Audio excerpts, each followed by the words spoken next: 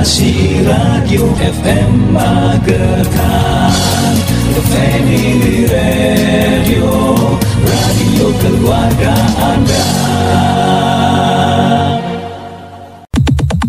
Sesaat lagi kita akan menyimak Ngobrol Bareng. Acara ini dipersembahkan oleh Radio Rahasia FM, radio keluarga Anda.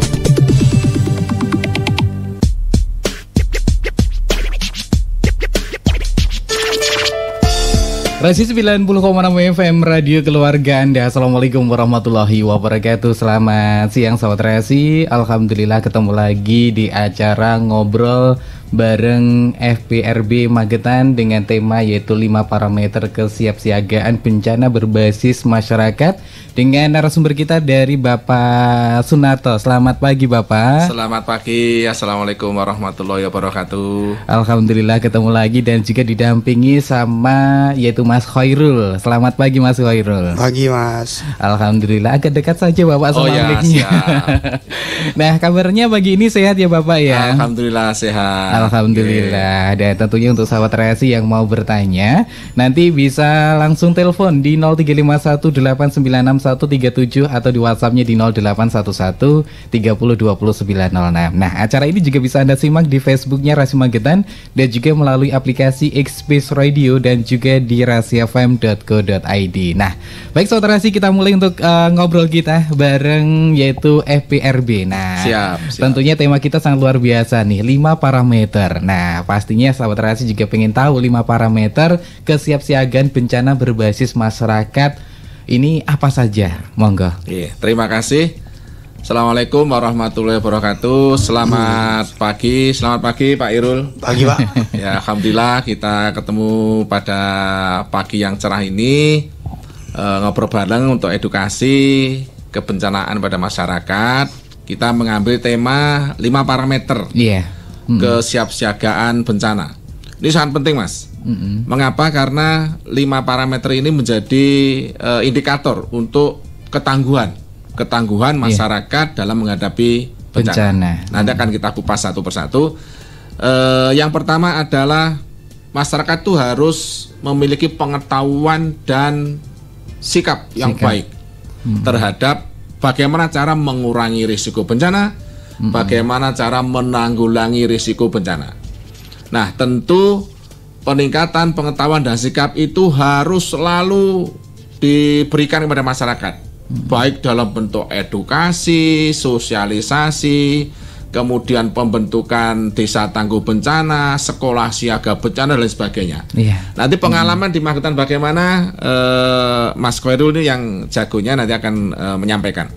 Kemudian yang kedua, harus tersedia regulasi peraturan penanggulangan bencana. Dan alhamdulillah Kabupaten Magetan sudah mengeluarkan peraturan daerah terkait dengan penanggulangan bencana. Tentu ini akan diikuti dengan peraturan-peraturan teknis di tingkat desa ya, dan kelurahan. Kemudian yang ketiga, masyarakat harus selalu diberikan simulasi terkait dengan tanggap darurat. Bencana, sehingga sewaktu-waktu memang betul-betul terjadi bencana, masyarakat sudah paham bagaimana perannya, paham saya harus bagaimana, paham apa yang harus saya lakukan dan sebagainya. Tentu ini menjadi kunci, karena pengetahuan dan sikap masyarakat itu akan terbangun kalau setiap tahun lah, paling tidak satu tahun sekali itu ada simulasi tanggap darurat bencana. Itu dipraktekkan meskipun tidak ada bencana loh Mas. Nah itu harus dipraktekkan. Kalau tidak dipraktekkan mereka kan nggak paham. Betul. Ini penting sekali. Kemudian yang nomor 4, berfungsinya sistem peringatan dini. Sistem peringatan dini itu kalau sekarang kan elektronik. Betul. Kalau dulu bisa kentongan, kemudian ada apa Mas Irul itu simbol-simbol ya. Simbol-simbol dari kentongan itu, kalau ada begini itu siaga 1, ada bunyi siaga 2, ada bunyi siaga 3 dan seterusnya. Dan perlu kita ketahui di Magetan ini sebetulnya ancaman yang paling tinggi itu banjir itu di daerah tertentu Mas Irul ya. Kemudian tanah longsor itu juga di daerah tertentu. Kemudian angin puting beliung yang sering terjadi, termasuk kebakaran hutan dan lahan. Iya. Nah, ini yang sering terjadi di Kabupaten Magetan. Oleh karena itu, kita berpesan dari Forum Pengurangan Risiko Bencana bersama dengan masyarakat, marilah bencana ini tanggung jawab kita bersama. Bencana ini bukan hanya tanggung jawab pemerintah, tapi tanggung jawab semua elemen masyarakat. Bagaimana caranya? Harus melakukan upaya untuk pengurangan risiko dulu. Iya. Upaya pengurangan risiko salah satunya dengan memfungsikan sistem peringatan dini. Iya. Terjadinya bencana. Dan alhamdulillah ini ada beberapa titik, nanti akan disampaikan oleh Pak Irul, sudah ada sistem peringatan dininya seperti di Jajar, kemudian di Poncol dan sebagainya, itu sudah ada sistem peringatan dini elektronik. Tetapi kita harus mengembangkan, paling tidak di setiap desa itu ada sistem peringatan dini yang disepakati bersama oleh kapasitas dan masyarakat desa. Itu. Kemudian yang terakhir, indikatornya adalah kemampuan masyarakat untuk memobilisasi sumber daya.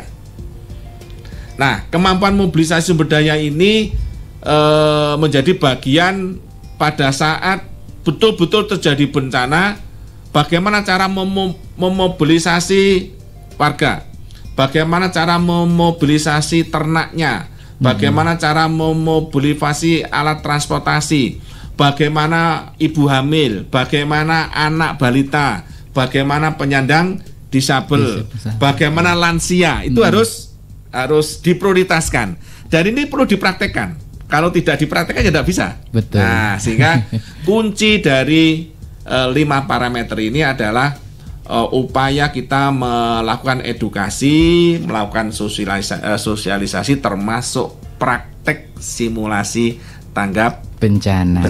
Wah, ini jadi memang sangat luar biasa ya dengan 5 parameter ini. Betul.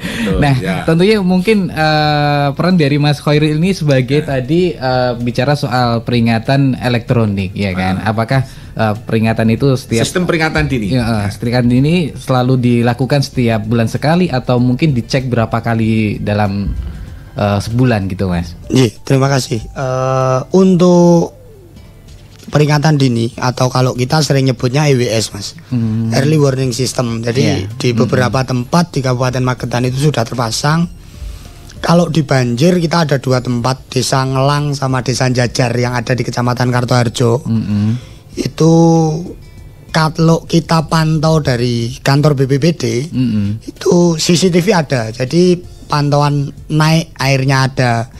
Dan masyarakat yang ada di Ngelang itu bisa diperingatkan dari kantor. Jadi kita tidak harus ke sana, misalnya kenaikan air setiap 50 cm itu bisa kita peringatkan dari kantor. Karena seperti yang disampaikan Pak Narto tadi, alatnya sudah sekarang makin ke depan makin canggih. Iya.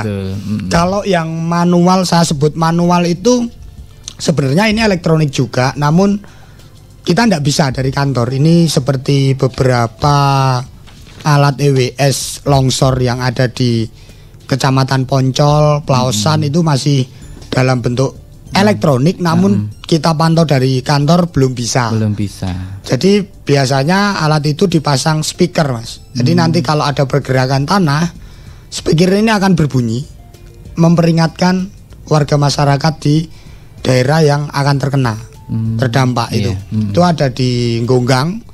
Itu ada 2 titik, terus di Sarangan, Bendungan Sarangan itu ada 1, di Ngancar itu ada 1. Nah, beberapa EWS ini yang membantu teman-teman BPBD, terus di kesiapsiagaan juga sebatas peringatan ketika terjadi bencana. Yang paling susah adalah kalau sejauh ini yang belum bisa itu saya lihat EWS terkait angin sama gempa bumi, Mas, karena memang masih susah. Mungkin itu untuk di kantor BPBD yang ada sejauh ini. Oke, baik. Jadi saat ini untuk peringatan dini tadi seperti elektronik ini dipasang di tempat-tempat yang sering rawan terjadinya banjir, terus longsor ya kan. Iya. Jadi masyarakat biar sigap dan tentunya kalau terjadi sesuatu bisa diperingatkan sebagian dari kantor dan sebagian juga manual tadi. Iya. Dan itu ketika habis pemasangan Mas, kita benar yang disampaikan Pak Narto tadi bahwasanya kita tidak lepas cuma masang alat nanti simulasinya bagaimana kan gitu. Jadi habis praktek ya kita simulasikan, habis pasang kita simulasikan. Oh gitu. Iya. Terus untuk maintenance ya tadi ya. Untuk maintenance kita mungkin kalau maintenance bisa sebulan sekali Mas.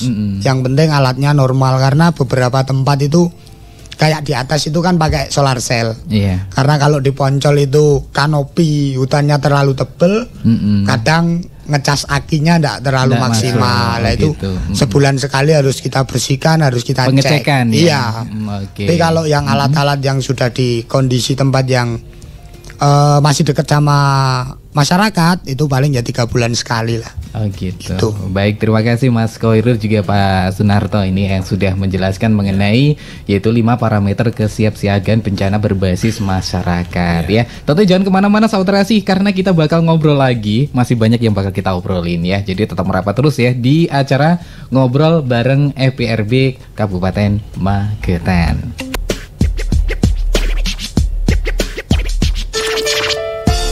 Oke, Resi 90,6 FM Radio Keluarga Anda. Saudara Resi ada masih mengikuti acara ngobrol bareng FPRB Magetan dengan tema 5 parameter kesiapsiagaan bencana berbasis masyarakat. Dan masih bersama Bapak Sunarto, langsung Ketua Forum Pengurangan Risiko Bencana Kabupaten Magetan dan juga Mas Khoirul. Ini tentunya tadi kita sudah bicara soal 5 parameter ya Bapak ya. Mungkin apa sih tujuan dari 5 parameter ini untuk masyarakat yang mungkin belum tahu, monggo. Terima kasih Mas Agus. Ini alhamdulillah ini kita diberi waktu, diberi momentum atau diberi media untuk memberikan edukasi kepada masyarakat dari forum. Alhamdulillah. Perlu ditegaskan kembali bahwa sesuai undang-undang tentang kebencanaan Mas Agus, bahwa kesiapsiagaan itu mengandung makna semua kemampuan yang harus dimiliki oleh masyarakat, termasuk mengenali sumber daya yang ada sesuai kebutuhan. Artinya apa? Pada saat kita itu sudah memiliki risiko, kita harus mampu mengenali. Kita harus punya, kita harus bisa menghadapi. Itu kesiapsiagaan. Sehingga pada saat betul-betul nanti terjadi bencana, kita sudah mampu untuk menghadapinya.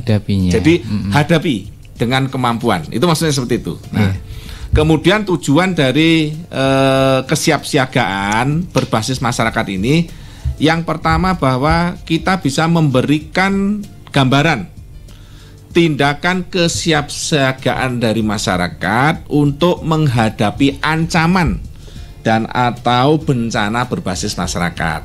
Artinya berbasis masyarakat itu tidak semua masyarakat, tetapi sebagian besar elemen yang ada di masyarakat itu siap untuk menghadapi. Ada dan tidak ada bencana, kita harus siap menghadapi. Oleh karena itu platform ini dijadikan dasar bahwa pada saat ada maupun tidak ada kita siap menghadapi. Itu namanya tangguh dalam menghadapi bencana. Itu yang pertama. Kemudian tujuan yang kedua, memberikan informasi kepada pemangku kepentingan. Siapakah itu? Pemerintah kabupaten, kecamatan, desa, RW, RT, sampai provinsi, sampai lingkup negara, dunia usaha, media massa, terus teman-teman pers, teman-teman wartawan, dunia industri, kalangan akademisi dan lain sebagainya, bahwa kesiapsiagaan itu peran kita semua. Kesiapsiagaan itu peran kita semua, bukan hanya peran dari pemerintah. Nah, peran kita semua. Artinya apa? Semua pihak pemangku kepentingan itu memberikan support, memberikan dukungan bahwa ada atau tidak ada kita harus tangguh di dalam menghadapi bencana. Kita kan tidak mengharapkan ada bencana, ya kan? Betul, iya. Tidak mengharapkan. Tetapi kita harus siap, kita harus memiliki kesiagaan bahwa ancaman itu insya Allah ada. Sewaktu-waktu ancaman itu muncul, maka kita harus melakukan mitigasi. Kita harus melakukan apa istilahnya ya, penilaian terhadap risiko. Nanti akan dijelaskan oleh Mas Irul bagaimana cara menilainya. Nah itu tujuan dari kesiapsiagaan. Sehingga ada kata kunci bahwa masyarakat itu siaga. Ada kata kuncinya. Yang pertama bahwa bencana itu urusan bersama. Ya, bencana urusan bersama. Yang kedua, pengurangan risiko bencana jauh lebih penting. Yeah. Daripada kita nunggu adanya bencana. Ya. Kemudian masyarakat itu memilih terhadap apa? Terhadap keamanan, terhadap kenyamanan meskipun ada bencana.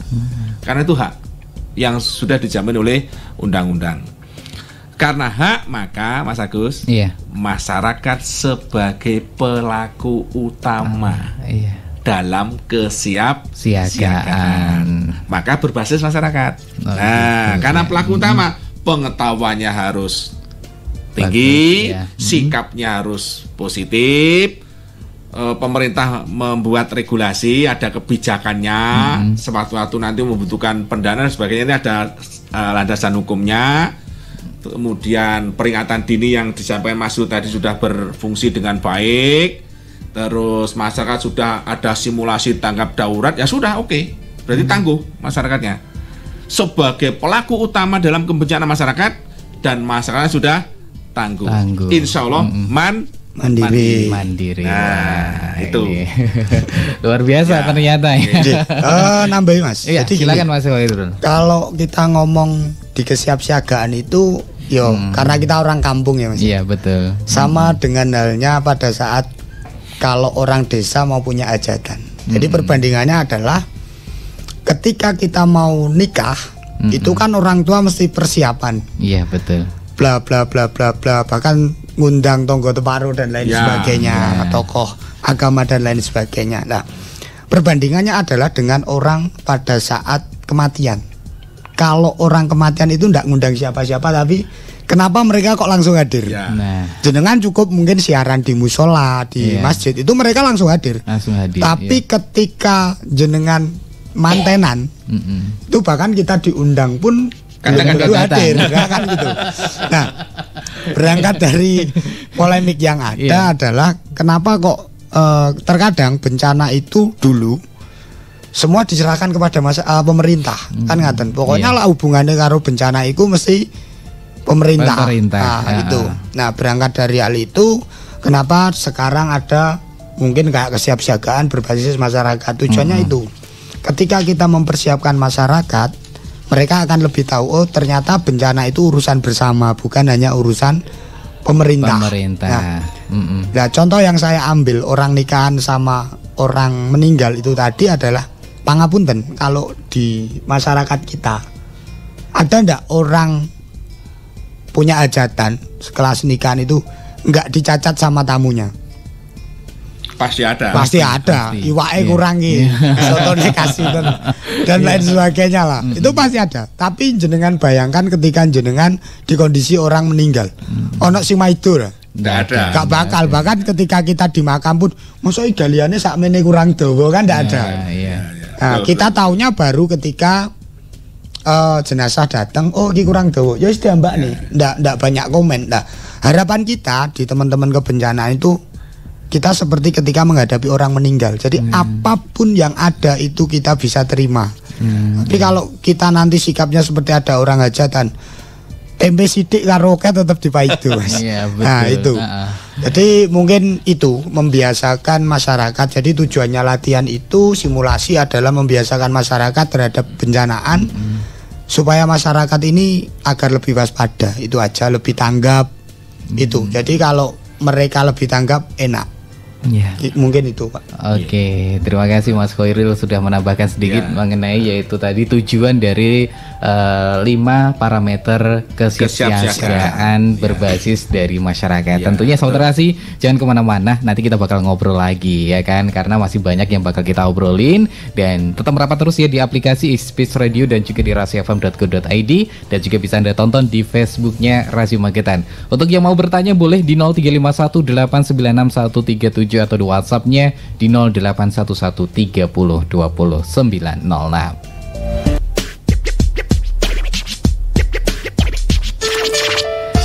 Rasi 90,6 FM Radio Keluarga Anda. Saudara sih masih ditemenin sama Agus dan juga masih di acara ngobrol bareng FPRB Magetan dengan tema 5 parameter kesiapsiagaan bencana berbasis masyarakat bersama Bapak Sunarto dari Forum Pengurangan Resiko Bencana. Ini ketuanya loh saudara sih, dan ada Mas Khairul yang tentunya dari BPBD Kabupaten Magetan. Nah, tadi kita sudah bicara soal tujuan dari 5 parameter kesiapsiagaan bencana berbasis masyarakat. Nah, ini tadi juga basisnya juga masih belum tuntas ya kan. Mungkin langsung aja dilanjutkan lagi Bapak. Terima kasih Mas Agus. Selamat siang warga Magetan yang saya cintai, masyarakat Magetan yang lebih peduli, lebih tangguh terhadap bencana ya Mas Hiro ya tentunya. Kita berharap masyarakat Magetan itu betul-betul masyarakat yang tangguh dalam menghadapi bencana. Harapannya seperti itu Mas Agus. Kesiapsiagaan berbasis masyarakat ini selain tadi yang sudah kita sampaikan, ditambah tadi kan masyarakat sebagai pelaku utama, ya kan? Nah, selain itu cara melakukannya harus partisipatif. Artinya apa partisipatif itu? Sekelompok masyarakat yang di dalamnya ada kapasitas-kapasitas itu harus partisipasi. Mereka yang paham, mereka yang dikenai dampaknya, mereka harus cari solusinya, mereka yang merencanakan, mereka yang melaksanakan, mereka yang mengevaluasi. Nah, itu maksud dari partisipasi. Jadi pandangan bencana itu banyak Mas Agus. Ada pandangan bencana itu konvensi. Artinya apa? Bencana itu dari Allah. Ya sudah. Karena faktor alam. Karena bencana itu ada apa namanya ya? Ada pandangan ilmu bahwa apabila terjadi pergerakan bumi sekian tahun, nanti mesti lempengnya akan mengalami seperti ini. Nah, itu pandangan ilmu. Kemudian ada juga pandangan yang sosial. Pada saat kita itu siap menghadapi sesuatu, insya Allah tidak terjadi apa-apa. Itu pandangan sosial. Nah, paradigma yang paling keren sekarang ini yang dianut oleh berbagai negara bahwa bencana itu harus kita pandang sebagai holistik. Apa itu maksudnya holistik? Kita harus menekankan bahwa risiko bencana itu terjadi karena adanya ancaman, karena banyaknya kerentanan, dan sedikitnya kapasitas. Nah, ini nanti Mas Tirul yang akan menyampaikan. Jadi pandangan bencana itu kita harus memandang bahwa risiko bencana terjadi karena adanya ancaman, banyaknya kerentanan, dan sedikitnya kapasitas. Nah, sehingga bagaimana masyarakat itu harus berpartisipasi. Karena tadi yang saya jelaskan, sehingga berbasis masyarakat itu ya partisipasi masyarakat. Itu kelanjutannya. Kemudian berikutnya harus transparan, akuntabel, bisa dipercaya. Ya mukalah dalam mengurangi risiko bencana, menanggulangi bencana itu tidak ada jerbasuki maupun macam-macamnya. Apabila itu dilakukan dengan baik, tercatat dengan baik, kemudian dilaporkan dengan baik, didistribusikan dengan baik, dikelola dengan baik, insya Allah transparan. Ya, kemudian ada lagi bahwa dalam kesiapsiagaan itu diperlukan mitra.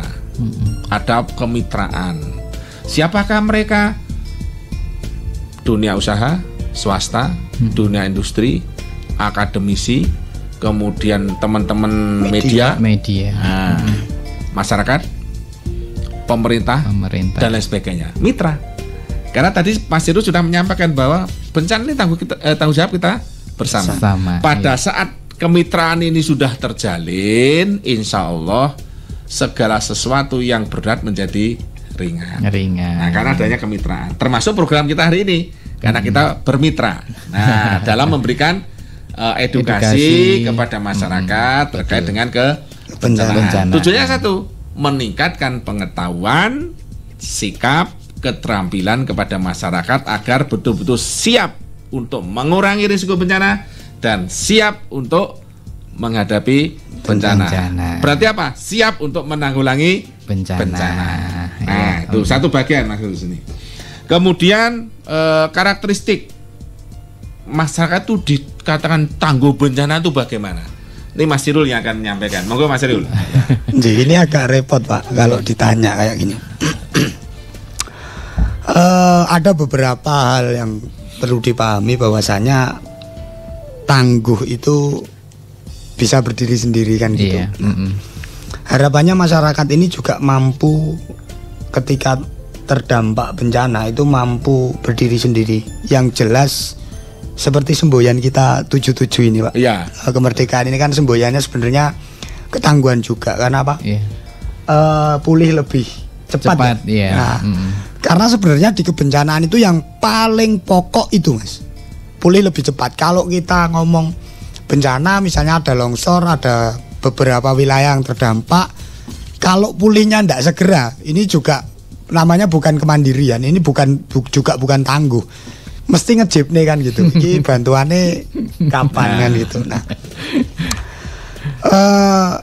kalau kita ngomong tangguh itu sebenarnya kadang ada beberapa hal masyarakat itu sebenarnya sudah tangguh di beberapa wilayah di Kabupaten Magetan. Tapi juga ada beberapa masyarakat yang masih manja terhadap kebencanaan. Ini contoh sepele kalau kita ngomong di Geni Langit Pak, wilayah Poncol itu.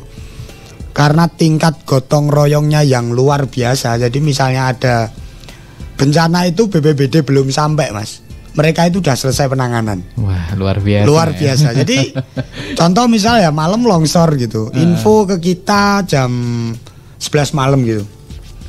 Karena masyarakat sana rata-rata itu pedagang yang harus berangkat ke pasar.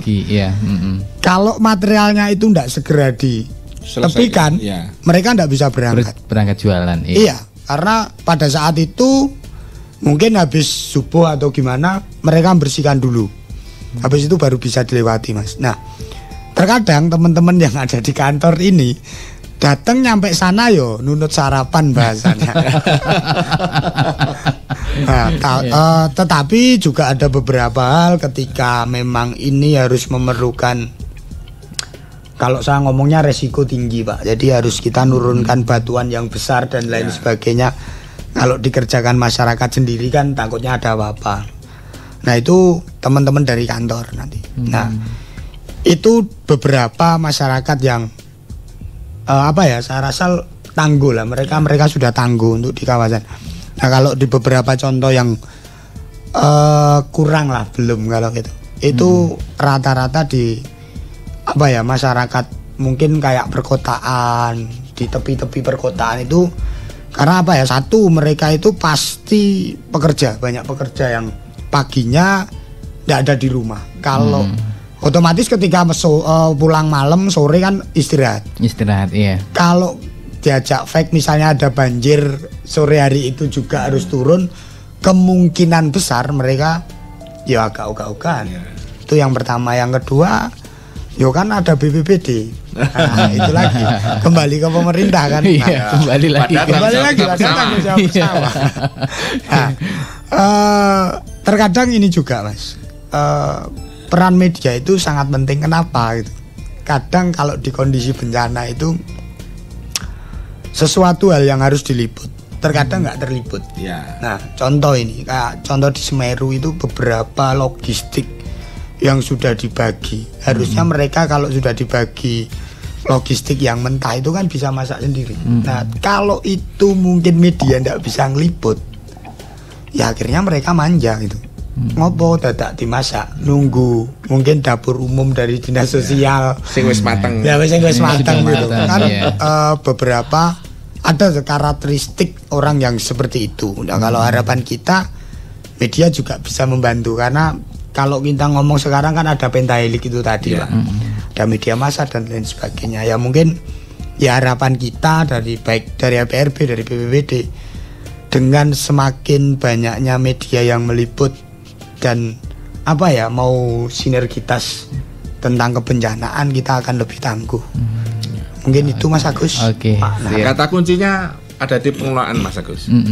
Jadi karakteristik ketangguhan dari masyarakat itu, kata kuncinya ada di cara mengelola bencana mandiri. Tentu mandiri ini ada tanda petiknya loh ya. Iya. Harus bermitra, harus partisipatif, fokus utamanya masyarakat dan sebagainya. Iya. Jadi cara pengelolanya.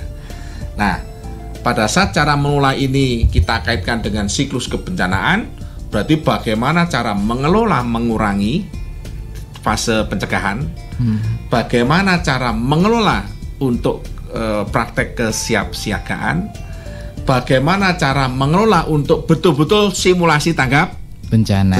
darurat Iya, bencana. Iya. Yang terakhir, bagaimana mengelola untuk pemulihan pasca bencana. Jadi masyarakat tangguh adalah masyarakat yang mampu mengelola secara mandiri dari semua siklus kebencanaan. Bencanaan. Itu Mas Agus. Oke, baik Bapak Sunarto dan juga Mas Khairul. Nah, tentunya jangan kemana-mana Sobat Terasi, karena masih ada waktu. Jadi kita akan ngobrol lagi, tetap merapat terus ya di acara Ngobrol Bareng FPRB Kabupaten Magetan.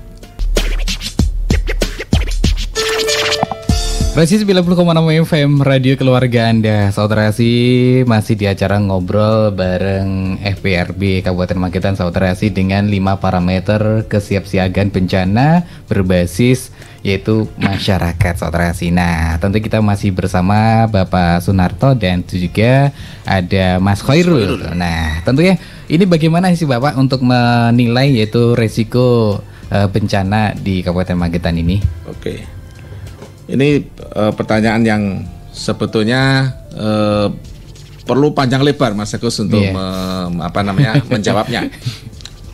Tentu ada satu formula yang itu ada kaitannya dengan parameter tadi. Parameter, iya.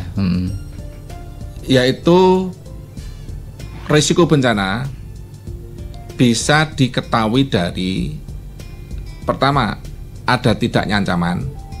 Semakin tinggi ancaman, frekuensinya sering, maka risikonya semakin tinggi. Ya. Yang kedua, kerentanan. Semakin banyak masyarakat yang rentan, itu berisiko. Semakin sedikit masyarakat itu rentan, risikonya semakin berkurang. Nah, tadi saya belum menjelaskan ancaman itu apa saja. Yang sering terjadi di Kabupaten Magetan, ancaman itu bisa berupa angin puting beliung, bisa banjir pasti ya, banjir, kemudian longsor, tanah longsor, kemudian kebakaran hutan dan lahan, itu di daerah-daerah tertentu, ada kekeringan, penyakit, wabah penyakit, itu ancaman semua. Nah, ada COVID, ada PMK, itu ancaman. Nah, termasuk ancaman sosial. Nah, ancaman sosial. Terus kalau kerentanan itu, contohnya ibu hamil, anak balita, ibu pasca melahirkan, penyandang disabilitas, banyak masyarakat yang punya penyakit kronis, kemudian banyak lansia. Nah, itu termasuk kerentanan-kerentanan. Nah, tentu kalau di suatu masyarakat itu kerentanannya banyak, berarti risikonya lebih tinggi.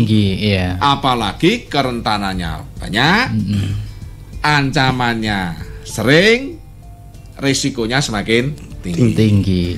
Dan itu sebetulnya bisa dikurangi kalau di masyarakat memiliki kapasitas.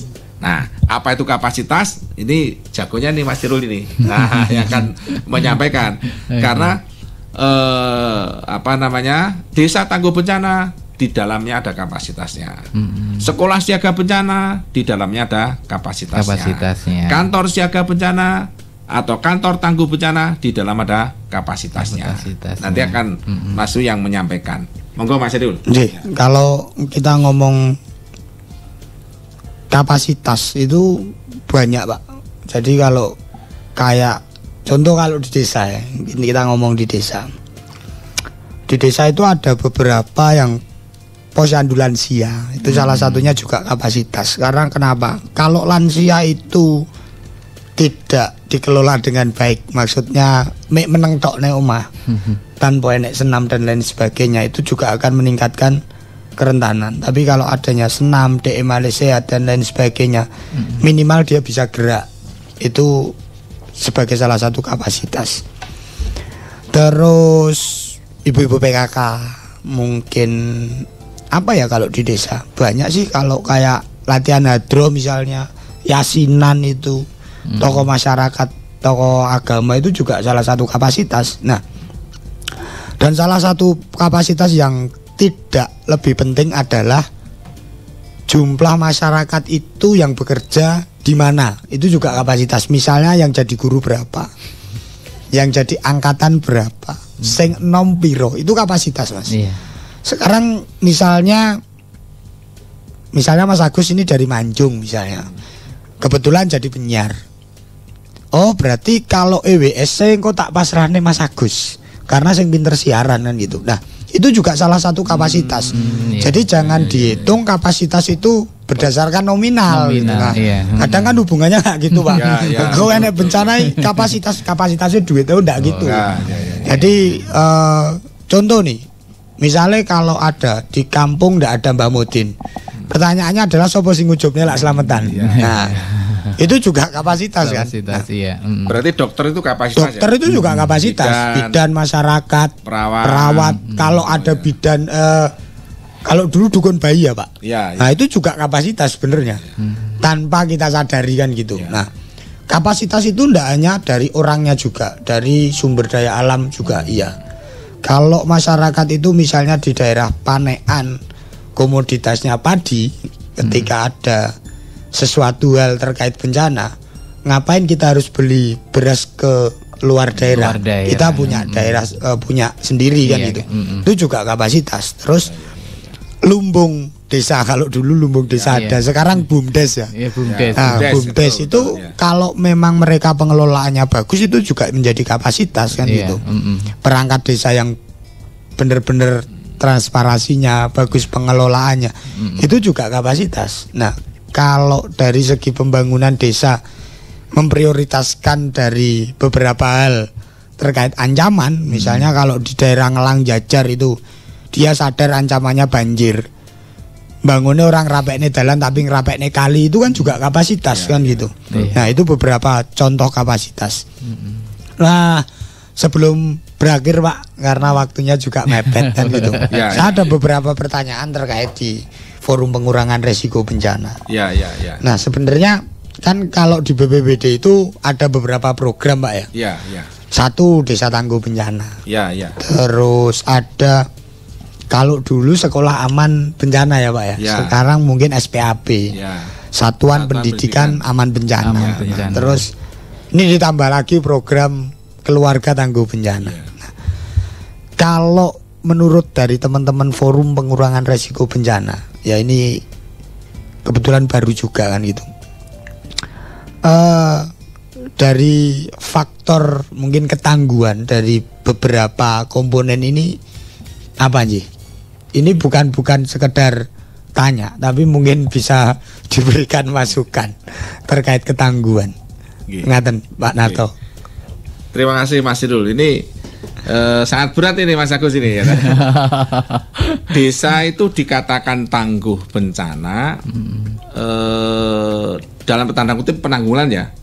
Penanggulan bencana itu sebetulnya ada 41 parameter, 41 instrumen Mas Agus. 41 instrumen yang harus terisi. Yang harus terisi. Nah, kalau kita cermati dari 40 bahkan lebih ya, lebih 41 instrumen itu 128. Nah, malah 128. Pertanyaan itu, ya. Yang paling penting bahwa satu, di desa itu sudah ada regulasinya. Parameter nomor 2 ada regulasi. Berarti ada peraturan desa atau surat keputusan kepala desa terkait dengan penanggulangan bencana yang tidak boleh berseberangan, tidak boleh menyimpang dengan peraturan di atasnya. Berarti peraturan daerah atau peraturan bupati. Ini harus teknis ini, harus linear, harus sama. Kemudian yang kedua, memiliki dokumen kajian risiko bencana dan dokumen rencana kontingensi. Dua dokumen ini wajib dimiliki. Karena apa? Isinya adalah desa sudah mampu memetakan semua risiko. Setelah dipetakan sudah dikasih nilai yang seperti ditanya Mas tadi, ada nilainya. Oh, ternyata nih yang paling tinggi itu ancamannya longsor. Nah, setelah itu ada dokumen rencana kontingensi atau dokumen rencana bagaimana kita simulasi menghadapi sewaktu-waktu ada bencana longsor. Nah, itu yang nomor 3. Regulasi, dokumen kajian risiko, kemudian rencana kontingensi. Yang keempat, harus dipraktekkan, harus memiliki tim rencana tanggap darurat dan dipraktekkan dalam bentuk simulasi tanggap darurat. Nah, kemudian dari simulasi tanggap darurat ini sudah mencakup beberapa parameter, Mas Irul. Karena di dalamnya ada instrumen 1, instrumen 2, instrumen 3, instrumen 4. Ini mencakup semua ini, simulasi ini. Nah, problem di kita, simulasi itu jarang dilakukan. Setangguh apapun dokumennya, tapi kalau tidak pernah simulasi, paham nggak? Ya enggak. Nah, betul. Berarti simulasi tanggap darurat. Nah, kemudian yang nomor berikutnya, yang paling paling urgent adalah adanya aspek pendanaan. Nah, berarti desa memang memiliki anggaran khusus yang akunnya itu untuk pengurangan risiko bencana dan penanggulangan bencana. Kalau 5 kunci ini sudah ada, semuanya sudah partisipatif, fokus utama dan seperti yang tadi disebutkan, insya Allah itu menjadi tangguh. Tetapi ada kata kuncinya lagi, menjadi betul-betul tangguh kalau memang diuji, ya kan? Nah, diuji bencana itu baru tangguh karena mandiri kan. Tapi kalau tidak diuji, ya kita siap. Tangguhnya dalam hal kesiapan menghadapi bencana. Termasuk Mas Irul nanti sekolah juga demikian. Jadi sekolah harus punya regulasi bagaimana cara mengurangi risiko bencana dan bagaimana cara menanggulangi bencana. Kemudian di sekolah juga ada kapasitasnya, ada tim-timnya. Terus ada pendanaan, juga harus praktek. Lah, praktek ini kan di dalamnya ada EWS, ada sistem peringatan dini dan seterusnya. Termasuk juga nanti di kantor. Nah, bagaimana dengan keluarga? Keluarga itu tidak perlu EWS. Keluarga itu hanya perlu pengetahuan, sikap, dan keterampilan. Sewaktu-waktu kalau ada bahaya kebakaran itu harus bagaimana toh? Nah, sewaktu-waktu kalau ada puting beliung itu bagaimana toh? Sewaktu-waktu ada gempa itu bagaimana toh? Ini masyarakat. Nah, terus bagaimana caranya? Forum harus sering melakukan edukasi, sosialisasi, dan mempraktekkan. Mohon maaf Mas Agus, di Jepang itu di negara gempa sana, untuk memberikan penyadaran ketangguhan kepada masyarakat diperlukan waktu puluhan tahun. Tetapi penyadarannya itu mulai dari level paling bawah Mas Gus. Mulai dari level taman kanak-kanak sampai level perguruan tinggi, termasuk masyarakatnya. Itu perlu waktu puluhan tahun. Di kita nggak seperti di Jepang. Mengapa? Karena merasa tidak ada bencana. Iya. Sehingga kita tertidur. Iya. Nah, oleh karena itu harapan dari edukasi ini bahwa ayo masyarakat Magetan yang peduli dan tangguh ini, mari kita selalu memiliki komitmen yang sama. Kita harus mandiri, bencana itu tanggung jawab bersama. Iya. Kurangi risiko bencana. Sewaktu-waktu ada bencana kita harus tangguh. Iya. Harus siap. Karena kita sudah memiliki pengetahuan, sikap, keterampilan, karena kita sudah sering praktek. Oke. Itu Mas. Baik, Mas terima Siru. kasih Mas Pak Sunarto dan juga Pak Sama-sama Mas Agus. Agus. Sama-sama. Mudah-mudahan bermanfaat. Ya, semoga ini bisa dimanfaatkan oleh masyarakat dan insya Allah nanti kita sambung lagi di lain kesempatan. Amin. Dan tentunya terima kasih sekali lagi. Semoga acara ini bermanfaat untuk Anda yang ketinggalan bisa nonton nanti di YouTube-nya Rasi Magetan. Ya. Dan tentu kita tuntaskan dulu sahabat Rasi dari MT Harun 13 Magetan. Saya Agus dan juga Bapak Sunarto dan juga Mak Khairul dari FPRB dari Kabupaten Magetan mengundurkan diri. Wassalamualaikum warahmatullahi wabarakatuh.